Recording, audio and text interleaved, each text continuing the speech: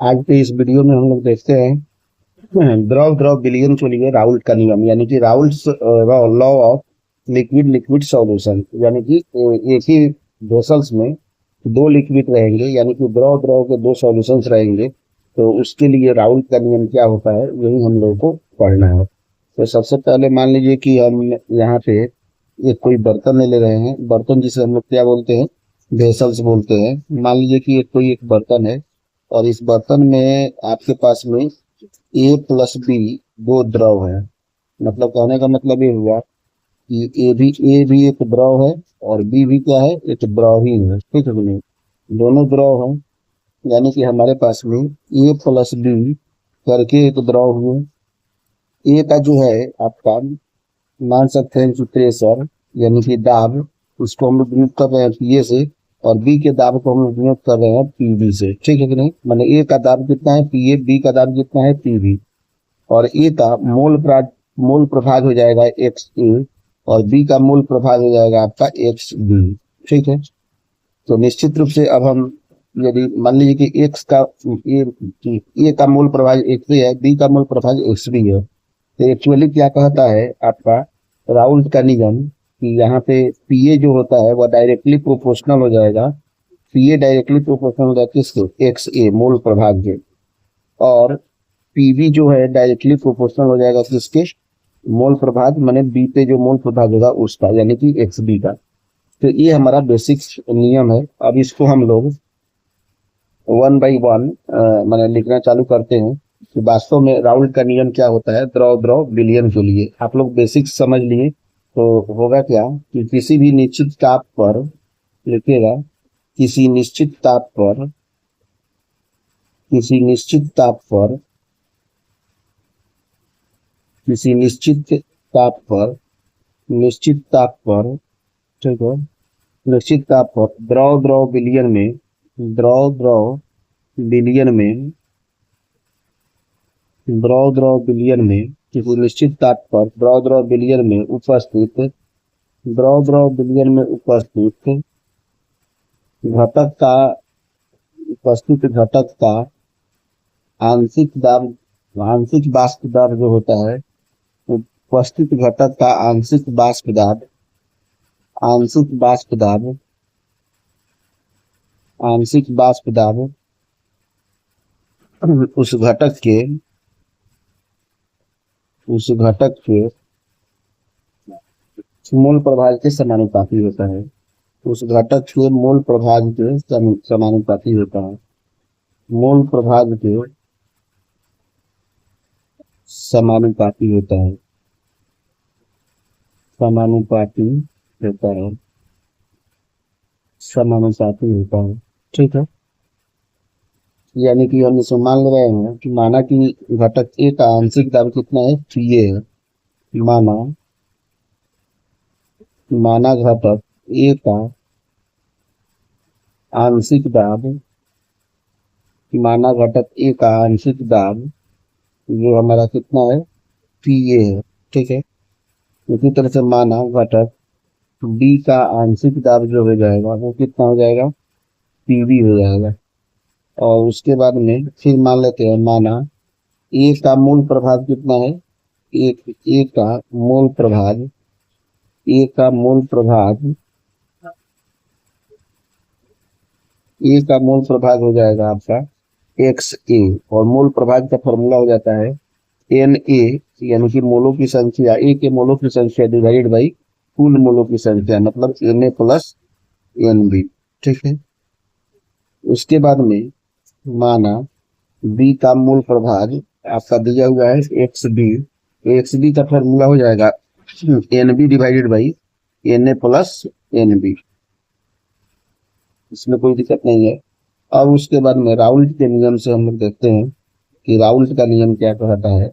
और राउल्ट के नियम से, राउल्ट के नियम से क्या हो जाएगा, यहाँ पे पीए जो होता है वह डायरेक्टली प्रोपोर्शनल हो जाएगा एक्स ए, एक्स ए के, तो यहाँ से इक्वल टू हो जाएगा पी ए इक्वल टू हो जाएगा, ठीक है, एक minute, P A not into X A के बराबर हो जाएगा और उसके बाद में पीबी डायरेक्टली प्रोपोर्शनल हो जाता है एक्स बी के, तो यहाँ से हो जाएगा पीबी इज इक्वल टू हो जाएगा PB not into X B हो जाएगा, ठीक है ना। जहाँ पे पी ए नॉट होता है, P A not is equal to हो जाता है ए का शुद्ध अवस्था में वाष्प दाब, ए का शुद्ध अवस्था में वाष्प दाब, शुद्ध अवस्था में वाष्प दाब, शुद्ध अवस्था में वाष्प दाब, ठीक हो। उसके बाद में हो जाएगा P B dash is equal to हो जाएगा बी का शुद्ध अवस्था में वाष्प दाब, शुद्ध अवस्था में वाष्प दाब, शुद्ध अवस्था में वाष्प दाब, वाष्प दाब, ठीक है। अब इसको हम लोग थोड़ा सा ऊपर कर लेते हैं, तो हो जाएगा यहाँ पे कुल वाष्प दाब जो हो जाएगा, कुल वाष्प दाब, कुल वाष्प दाब यानी कि P इज इक्वल टू हो जाएगा P A plus P B, यानी कि हो जाएगा आपका P is equal to P A not X A plus C B not X P हो जाएगा, ठीक है। ये हमारा कुल वाष्प दाब हो गया, यही है हमारा राउंड का नियम। अब इसको हम थोड़ा सा ग्राफ के माध्यम से भी देख लेते हैं कि ग्राफ के माध्यम से क्या हो जाता है। मान लीजिए कि ये ग्राफ में हमारा हो गया ये एक वाई एक्सिस और ये हमारा हो गया एक्स एक्सिस। तो एक्स एक्सिस पे हम लोग मोल प्रभार को रखते हैं, जिसको हम लोग एक्स को डिनोट करते हैं, यानी ये हमारा हो गया मोल प्रभार। और वाई एक्सिस पे हो गया हमारा वाष्प दाब, वाई एक्सिस पे क्या हो गया वाष्प दाब, इसमें कोई दिक्कत नहीं है। मान लीजिए यहाँ पे एक्स ए इजकल टू 1 है और यहाँ पे हो जाएगा एक्स ए इजकल टू 0, यहाँ पे एक्स बी इजकल टू 0 है, तो यहाँ पे एक्स बी इजकल टू कितना हो जाएगा 1। तो एक्स ए इजकल टू 1 है, तो सपोज कि यहाँ से हमारा ग्राफ बनेगा, तो इसको हम थोड़ा सा रेड पेन से बना लेते हैं, ठीक है। यहाँ से ऐसे जाएगा, ठीक है, और नीचे की तरफ जाते जाते ये क्या होगा एक्स इजकल टू 0 पे चला जाएगा, ठीक है। और एक्स इजकल टू 1 से जब ये शुरू करेगा, तो मान लीजिए कि यहाँ से जाएगा और यहाँ से जाते हुए आगे की तरफ बढ़ेगा और मान लीजिए यहाँ तक चला जाएगा। तो एक्चुअली यहाँ पे पी ए इक्वल टू कितना हो जाएगा, इसको हम लोग डिनोट करेंगे पी ओ से, पी ए इक्वल टू हो जाएगा पी ए 0 इंटू एक्स ए, ठीक है। और बेसिकली ये हो जाएगा आपका पी बी इक्वल टू हो जाएगा P B not into X B हो जाएगा। अब इसको हम डिनोट करते हैं पी ए 0 से। उसके बाद में ये दोनों का जो मिलाने वाला जो पॉइंट होगा यहाँ पे, ठीक है, ये हमारा हो जाएगा P इजिकल टू, इसको डिनोट करेंगे हम लोग P is equal to P A plus P B, और इसी को हम लोग पी ए की जगह पे पी बी नॉट इंटू क्या लिख सकते हैं X X plus P B not into X B, ठीक है। और यहाँ पे ये पॉइंट हो जाएगा पी बी नॉट, ठीक है, और हमारा पी ए नॉट हो गया। तो इस तरह से हम लोगों ने ये सारे ग्राफ को देख लिया। उसके बाद में क्या है, राउल्ट के नियम की सीमाएं हम लोग थोड़ा सा देख लेते हैं कि राउल्ट के नियम की सीमाएं कौन कौन सी है। लिखिएगा राउल्ट के नियम की सीमाएं, ठीक है, राउल्ट के नियम की सीमाएं। तो राउल्ट के नियम की सीमाएं कौन कौन सी है इसे हम लोग देख लेते हैं, ठीक है। सबसे पहला जो सीमा है वह है कि राउल्ट का नियम जो होता है केवल तनु विलयनों पर कार्य करता है, ठीक है। यह नियम जो होता है केवल केवल केवल केवल अति अति तनु विलयनों पर ही कार्य करता है, अति तनु विलयनों पर ही कार्य करता है, अति तनु विलयनों पर ही कार्य करता है, पर ही कार्य करता है, ठीक है, पर ही कार्य करता है, पहला पॉइंट है।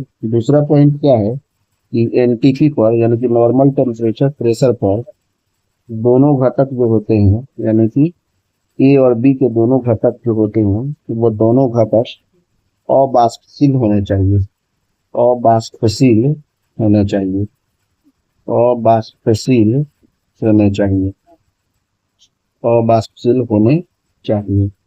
ये हमारा हो गया दूसरा पॉइंट। और तीसरा पॉइंट क्या है हमारा, विलय विलायक में घुलकर संगुणित या वियोजित नहीं होना चाहिए। विलय